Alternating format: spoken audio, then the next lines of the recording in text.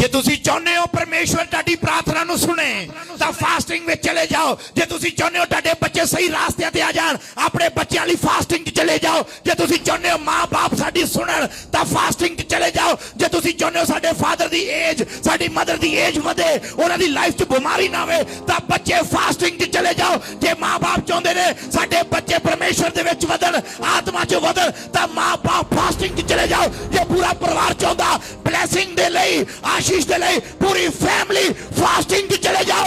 मैं दस लिया फास्टिंग पावरफुल वेपन है। हालेलुया। फास्टिंग पावरफुल वेपन है। खुद परमेश्वर यहोवा यीशु मसीह ने फास्टिंग की थी तो स्वर्ग खुल गया। Hallelujah hallelujah. जो तुसी फास्टिंग करोगे अपनी फैमिलियां लई अपने बच्चों लई अपने परिवार के लिए मैं कह रहा डोर ओपन हो रहे ने।